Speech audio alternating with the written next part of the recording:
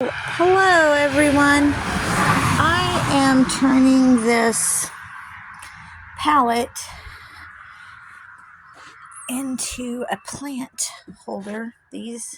I've put 2 screws, one in each of these. I'm going to put one more in each of them on the bottom and a big long one in the top. I'm going to attach the rest of these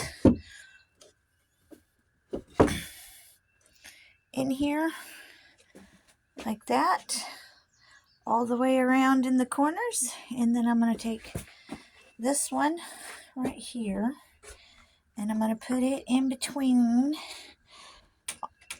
each corner, this corner and this corner, and then that corner, like that one. I'm going to screw that one in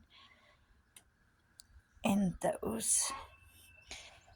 And I'm going to get some chicken wire, I believe, and staple on here around so I can put my plants I've got for sale in here, and they will be safe from the chickens and from Ellie Mae.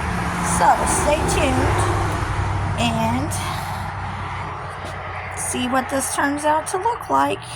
Thank you for stopping by.